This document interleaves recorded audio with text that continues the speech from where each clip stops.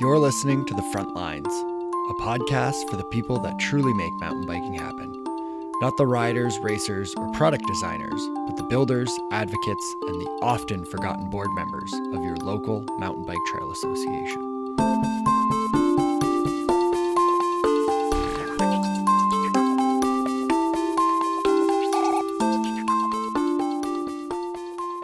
Before we go into our main discussion, I'd like to share a voicemail I received last week. If you listened to episode 3, you'll remember my discussion with Tara Yanis about adaptive mountain biking. During our chat, Tara shared a story about a young boy named Lucas. Well, Lucas was kind enough to leave me a message to share with you. My name is Lucas. I'm 8 years old. I've been riding bikes since I was 2 years old. Since my accident, I've been riding my hand cycle everywhere I can. It is important to me to have signs so I know what trails my hand cycle can fit down. Thanks for sharing that with us, Lucas. I think that Lucas brings up a great point. When it comes to barrier-free trails, signage is crucial. Imagine riding a trail only to find halfway down that you don't fit. If you want to share your thoughts on any of the discussions featured on the show, or maybe even you want to start a new discussion, the best way is to send me an audio file, and you can email me at brent@bikeski.ca. Now, without any further ado, I'm Brent Hillier. Welcome to episode 5 of Frontlines.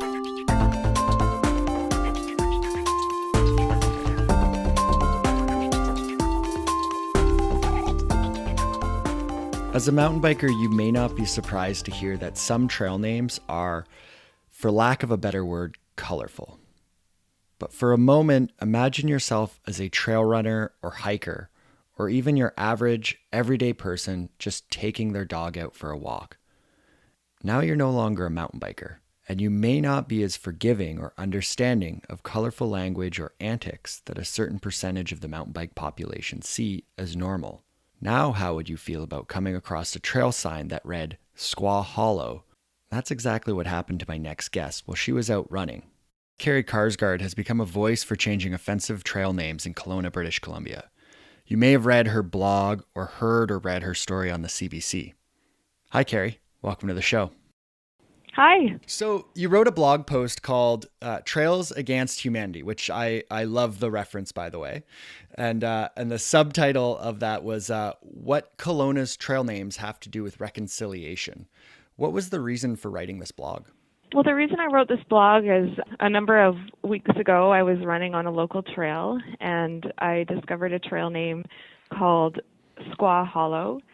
And the name struck me because I'm a little bit familiar with the background of the word squaw, which I even hesitate to use on this show because it's a discriminatory term for Indigenous women. And I was surprised by the trail name and kind of casually mentioned it to the people that I was trail running with and got a casual response along the lines of, well, you know, mountain bikers, we love our politically incorrect trail names, and kind of a chuckle over the name. And I couldn't get over the name of the trail. I just kept thinking about it and thinking that this shouldn't be a trail name here in Kelowna on public land in a space that is shared amongst all kinds of people, including Indigenous people. And I tried to think about what I could do about it. And that's how I ended up writing this blog post. So, you know, this isn't the only thing that has the name squaw in it. You know, the big famous one is the Squaw Valley ski hill in California. And if an entire ski hill can use the word, then why can't certain bike trails use that word? You know, why is that not appropriate? Well, I guess I would argue that maybe that ski hill should also rename itself too, just because one word is used in one place and is generally accepted there. That doesn't mean it should be, I guess. And there are places in the U.S. that are renaming currently, and the state of Maine has even outlawed the word squaw on any kind of public names within the whole state. And so I think maybe it's something that is starting to be questioned and may end up one day being questioned on the ski hill. But as far as Kelowna is concerned, this is our community, and I would love to be a part of creating a community that recognizes the people that are here, including the Indigenous people, the Okanagan peoples that make up our community. What do you say to people who say that squaw isn't offensive? So some might say that squaw means the totality of being female, and it's the Algonquin version of the word esque, and that it just translates. It doesn't translate to anything offensive, but just simply a woman. Yeah, I've read some histories of the word squaw, which point to a couple of languages, including the Algonquin language. And it's true that words can have sort of an original meaning or a sort of a literal meaning, but they also take on meaning in other ways and evolve throughout time. And so the word squaw has evolved over time in conjunction with violence towards Indigenous women. And so if you do a little bit of digging, you can find out that the word is linked with discriminatory attitudes towards Indigenous women, as well as all kinds of violence towards them, including the high numbers of missing and murdered Indigenous women in Canada, and then also their treatment sometimes through the legal system, which doesn't always recognize them as human in the full sense of the term. Who has the right to name these trails? There's an added layer to the issue of having a name like Squaw Hollow on a trail system that's on Crown land, because the Crown land here in Kelowna is actually unceded territory, which means the land itself, if you really go back far enough, belongs to the Indigenous people of the Okanagan and was never signed over to the Canadian government with the treaty. And so in some ways, we've already overwritten this land with the city of Kelowna and the trail systems that we have here. And then it's an added dig, I suppose, to stick a discriminatory name on that trail system when that land itself belongs to those very Indigenous people that we're referring to in a derogatory manner. One of the main arguments that I received in response to the blog was, well, we built these trails. This is our trail system. This idea of sweat equity, that I worked hard on these trails, I can name it whatever I want, that I've sort of established my ownership over these trails. While that is a very colonial approach to the land, and it doesn't recognize that that land actually isn't ours, that it was owned by someone else. Well, not owned, but lived upon by someone else that didn't claim it and own it in the same way. Mountain biking has a history of inappropriate names, and some famous trails that kind of come to mind are things like Severed D and Seabuster, which obviously I'm censoring those ones a little bit, but where is this line? What's next as far as trail names? And I think a lot of people are kind of asking, like, well, if we go down this road, what's the next trail name that has to be changed? I don't know that I'm the authority on all kinds of trail names, but I think maybe this is an ongoing conversation that the trail community needs to have. This name that I wrote my blog post about specifically is a sort of, and I wrote it in the context of reconciliation because it is a really important issue right now, and something that we as Canadians are really starting to address on multiple levels through namings of city streets and namings of mountains, like Tunnel Mountain in Banff is potentially going to be renamed to an Indigenous name. And so there is a whole sort of movement right now to recognize the Indigenous part of our population and how naming can either recognize or dehumanize those people. And so I think that is sort of one side of the conversation. It sounds like you're getting at another side, which is maybe a bit of a slippery slope argument that if we challenge one name, then we're going to sort of spoil everyone's fun and take away all of the fun we have with names. But I think we need to really think about the implications of our names, whether it's they're racialized or whether they're sexist or what have you, and have those conversations in the context of our communities and what those names mean. And so I think that that's a conversation that we need to have as communities, and acknowledging that what might not be a problem for one person doesn't mean that name is acceptable. So I think sometimes when we're in a position of privilege, as I know I in many ways am, things that don't harm me or are not offensive to me, that doesn't mean those things aren't problematic. It might mean just that I'm blind to them. And so I do my best to recognize, what am I missing here? How am I not seeing how this name or this term might be offensive or discriminatory to someone else? And I think it's within the scope for other people to call those things to our attention, to draw them to mind, to say, you know what, this isn't acceptable. This is exclusive, or this is discriminatory. And then for me to listen and think, just because I hadn't recognized that before doesn't mean it's not true. I think it's easy when things don't impact us. Maybe the name doesn't impact me. That doesn't mean it's not a big deal. Does that make sense? Yeah, absolutely. So what have you done? Who have you gone to about potentially changing the name of this trail? When I first saw the trail name, I thought about just taking the sign down, to be honest. I thought nobody runs this trail. The name is actually on a set of trails that is not sanctioned. It's on Crown land, and it's currently in the process of becoming a sanctioned trail system, but it's not right now. So there's nothing stopping me from taking the sign down, and I might at this point.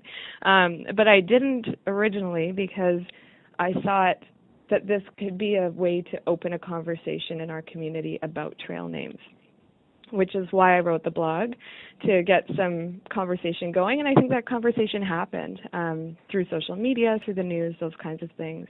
And so at this point, I think I or any other person could go take those signs down. But of course, the next step is renaming and what happens next. And the Trail Society that manages or is going to manage this trail system once it becomes sanctioned is fully aware and was aware even before I wrote my blog post that these names need to change. And so in that sense, I haven't really spurred that change, and I didn't need to. I wanted to open up a conversation about discriminatory attitudes towards Indigenous women, but the trail builders already know that those trail names need to change, and that's part of their plans for this system. So I don't know how they'll change the names. That in and of itself is a totally different issue, because naming, as you know, is power. The idea that we can name something means that we can sort of assert ownership over it and, create an atmosphere around it and a community around it. And so how the Trail Society goes ahead with naming is up to them. But I hope that they'll remain open to the meanings of the trail names, maybe do some community consultation about the trail names as a way to sort of acknowledge the multiple people that have stakes in this land and that are part of our community. How can people find your blog? My blog can be found at eltouchelaterre.com, so it's French, spelled ELLETOUCHELATERRE.com. Awesome. Well, Carrie, I just wanted to thank you for taking the time and having this discussion and also just originally spurring on this discussion. I think it's really important, and I'd like to add some other people to this and keep this dialogue moving. But for now, I just want to say thank you for taking the time to chat with me. Oh, thank you. It was my pleasure. Thanks so much for contacting me. Before I bring on our second guest, I'd like to add another voice to the discussion. Last episode, we spoke to Patrick Lucas of the Aboriginal Youth Mountain Bike Program. If you missed it, then I encourage you to check out episode 4 called Digging for Reconciliation. After my interview with Carrie, I sent Patrick a copy and he was kind enough to forward this message. Place names are something that is really important to a lot of First Nation communities. It's often one of the first things that they start talking about in terms of reasserting their presence in their traditional territories and reconnecting with their lands. Is they start talking about what were the names, the original names that they had in their language for all the natural areas, the natural features, the mountains, the lakes, and the rivers. And going through that process and reconnecting with those names that they had given to those areas is a really important part of their decolonizing process and way of reconnecting to their traditional territories. And I think it can be a very important part of reconciliation is for communities to come together and start reasserting those names. And a really good example of that within the trails and the mountain bike community is with the Squaw Nation on the South Vancouver Island. A few years ago, during a mountain bike symposium, the Squaw Nation signed a pre-treaty settlement agreement for an area on a mountain called Broom Hill, which is ironically named after an invasive weed that was introduced by the English. And it had also become a very popular mountain bike area. Well, when the Squaw signed that treaty agreement, there was kind of a moment there where everybody was unsure of what was going to happen. And it was during the symposium when the chief, Gordon Planis, came and spoke to the mountain bike community there. And he talked about how important that mountain was to his people and how they call it Sacred Mountain. He didn't have a word for it in his traditional language, but they all referred to it as Sacred Mountain. And immediately the mountain bike community rallied around that. Everyone stopped calling it Broom Hill and they started calling it Sacred Mountain. And it was a really great way for the community to show to Chief Planis and the Sioux people that they were prepared to acknowledge and understand the importance of that, and to show that they wanted to be able to be on that land in a respectful way. And it was the best possible way that you could in terms of starting that conversation. And so now around the province, one of the things I always do is encourage people to look at that. Like, where can we reincorporate those names and pay respect to that tradition and that history? And I think it can be a really important part of deepening the understanding that we have of the areas that we ride. You know, riding Sacred Mountain means a lot more to everybody involved than, say, riding Broom Hill. And I think that can be a really important part of encouraging reconciliation between these communities moving forward. Thanks, Patrick. My final guest is the president of the Mountain Bikers of the Central Okanagan. If you listen to the first episode of Front Lines, then you're already familiar with Jay Darby. Welcome back to the show, Jay.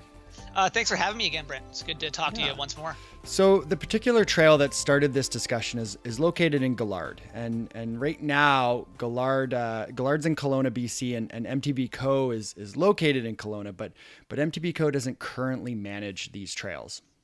Yeah, that's correct. So currently they're essentially illegal or an unformalized trail network. And then we have a pending Section 57 application that we should have buttoned up pretty quick, which will allow us the ability to maintain and manage the trail network to the provincial standard. And then we'll be the organization responsible for, navigational signage and trail network mapping and that kind of thing. So is it safe to say that you and MTB Co. weren't necessarily blindsided by Carrie's blog and this discussion? It definitely. It's essentially what we already knew was a discussion that either needed to happen or that, may come up. And at the same time, we also knew the trail names needed to be changed, the ones that were socially or culturally unacceptable or insensitive to groups of people. We understood as an organization that this was a process that was going to happen to change these names. We didn't necessarily expect, a public reaction to them before we started to change them. Are you able to just read for me the post that was on the MTBCO Facebook page? Yeah, for sure. So this is our response officially as an organization to Carrie's original article that we, as much as we weren't expecting that to happen, when it did happen, we agree it's a conversation that definitely needs to move forward probably in our industry. So this is our canned response was, as an advocacy group, we sometimes have to participate in tough conversations. That is the road we must walk. For those of you who are not aware, a very well-written article has recently called attention some of the socially and culturally insensitive trail names in Gallard. The following is the MTBCO position on appropriate trail names as it applies to our efforts to legalize Gallard. MTBCO represents a community, not individuals, and we believe the mountain bike community to be an open and inclusive one. As such, numerous trail names within the Gallard Trail Network have been previously identified by the board as being unacceptable for a formalized trail network.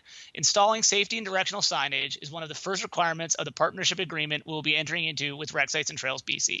Once our application is complete, the board intends to include in that step an initiative to rename socially and culturally insensitive trail names through a process that engages both the mountain bike community and the trail builders. We look forward to managing a network that promotes our sport in a positive and empowering way, encourages an open and inclusive mountain bike community. Yeah, so it sounds like steps are being taken. Why can't MTB code just go up there and change the signs right now?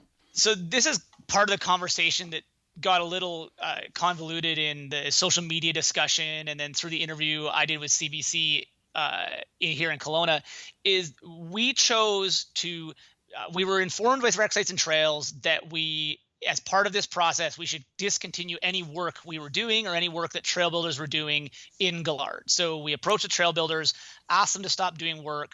We didn't do any, like maintenance or any sort of, remediation of trails in the area for the entirety of this new Section 57 process. And then as part of that, we also, knowing that the trail names needed to be changed, we didn't go up and remove the signage that's there because we also didn't want to, enter into that discussion with the trail builders who would have put those signs up originally until we actually had legal standing to manage, and run the trail network. We felt that having that legal standing to do it was going to be the bridge to which we could discuss with the trail builders the inappropriateness of some of the names that are up there. Why is it so important to change the trail names? From my perspective, and I think from the perspective of the people in the club, it's important that we portray a positive image to the community at large.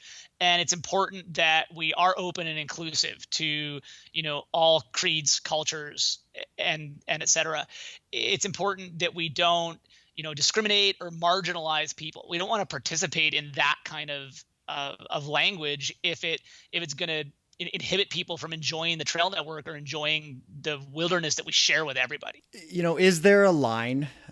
Is there an edginess that we can still keep with the sport? I think a big part of what is perhaps appealing to a lot of people in the mountain bike world is that it's a little rough around the edges. I mean, that might even be described as its brand, if you will. And as we start to kind of go down the path of becoming more accessible and we start to adjust some of the trail names out there, are we going to lose that brand, or do you think that there's space for both of those objectives? I think there's space for the mountain bike community to be open and inclusive of all people, while still remaining, a renegade activity or a fringe sport, if we want to, still frame ourselves as that. But I think it's important that we, the key for me is we don't want to discriminate against other people. Political correctness is something that if there's a scale of political correctness. And I think, being funny and having, innuendo and stuff in trail names is fun to a point. As soon as it starts to discriminate against people or it marginalizes a group of people, as soon as you start to get into that power relationship thing where we're taking power away from somebody by using like really inappropriate names, I think it's important we don't, or we look at ourselves and go, we don't want to do that because we want to encourage everybody to participate in mountain biking. So who do you think has the right to rename these trails?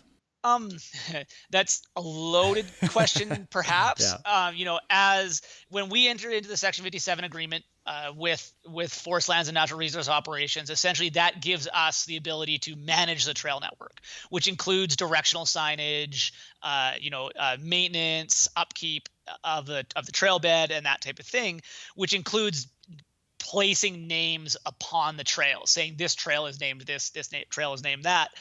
And as I said in our kind of blanket statement, I think that it's important that if we do change trail names, we keep as many as we can that were originally there, and that if we have these trail names that are socially and culturally inappropriate, that we rename them in a way that includes the community at large or the mountain bike community, and the trail builders. We want to include everybody in that process to the extent that we are able to. I wouldn't call it a right to name. I'd say it's a responsibility to name the trails. We gotta call them something. Yeah. This kind of sounds like it's even a little bit bigger than just these trail names, right? Like where the trail names are offensive, and I think most people can agree on that. But it kind of sounds like this is a discussion that's bigger than just offensive trail names. This is a discussion about the sport itself and where we're at as the sport of mountain biking. I think that it touched upon that. Like we got there, especially in the social media conversation that happened on our Facebook page and on individuals, like my personal Facebook page, people who commented that are in the industry in Kelowna on this article and on, this position MTB took on this article that we agreed with what was being said. Some people looked down upon that and they brought up, the slippery slope and political correctness and, these are just inside jokes. And, how does the outside community have a right to criticize the mountain bike community's inside jokes? I think that's the wrong way to look at it. As I said, it's important as a community or as an industry that we look inward on ourselves and realize that the things we do impact how other people in the community at large see us. And I talked to you about this earlier, not in this conversation, but earlier on an aside, is that Dirt Rag put out a really good article called "The Industry is at a Crossroads. Where will we take it from here?" A presidential speech for the bike industry the same week that this stuff happened here in Gillard and Carrie's article came out. And it was kind of a call to action in the States of how do we make our industry relevant in the modern era if we are just a bunch of renegade, ragtag, mostly male, mostly white guys hanging out in the bush, and we want to be taken seriously, and we want funding for trails, and we want access to the wilderness. I think we need to behave in a manner that allows the community at large to look at us in a positive light. They want to help us, get trails built. They want to help us legalize trail networks, that type of thing. Yeah, and the article that you're speaking about, it kind of it spoke against the whole broification was kind of the word that it used, right? And how that was almost, this club, an exclusive club. And I mean, you said it right there, a largely male and a largely white group as well. And it's important to kind of expand and diversify a little bit.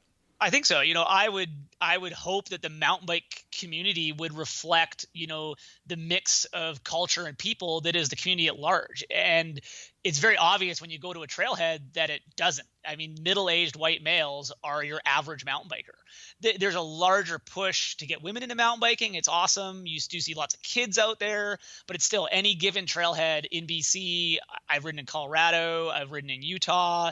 It's middle-aged white males. And I don't, there's nothing necessarily wrong with that inherently, but I think it behooves the industry to look at itself and go, why is that? Why are more people not coming to our industry? Is it because of the way we portray ourselves and the things we do, like having inappropriate trail names, like the bro attitude that we portray out through the media, whether it's, things like the Red Bull like Rampage or the movies that have come out. I think there was a push to some more, flow riding and more adventure riding is coming through the media now. And that is probably opening the industry up to a larger group of people, I think.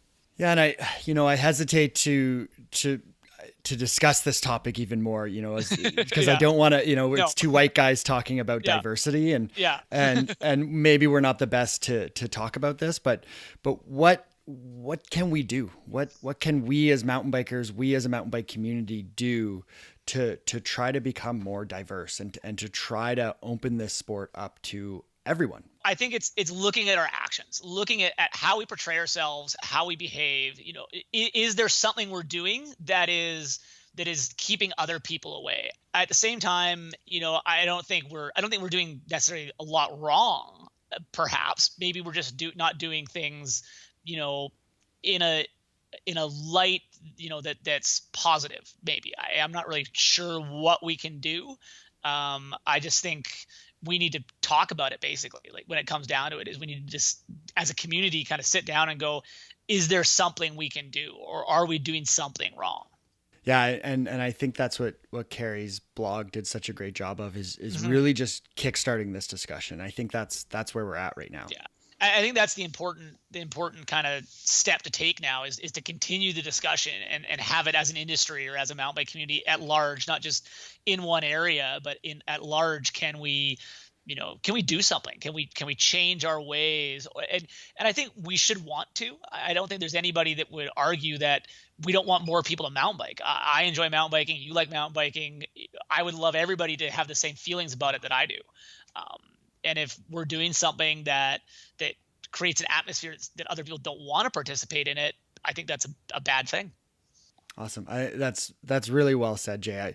And I think, thank you for just taking the time to chat with me and kind of really, I think, cap off this whole discussion for this episode. I think it's an important topic, and I think we're kind of really at the beginning of doing something about it. And I think the discussion's just the first part. So for sure, Brent. And I'm glad to be here to talk about it. And I'd be happy to keep the conversation going, of course.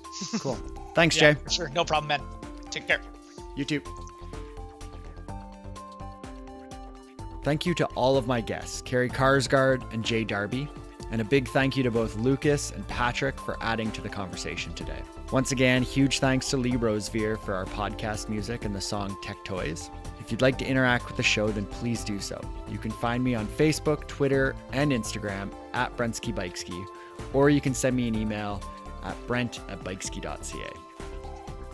If you haven't already, please rate us and leave us a review on iTunes or whatever podcatcher you're using. It helps others find the show. This will be the last episode for 2016, so have yourself a great holiday, and we'll see you in 2017. I'm Brent Hillier. This is Frontlines. Thanks for listening, and happy trails.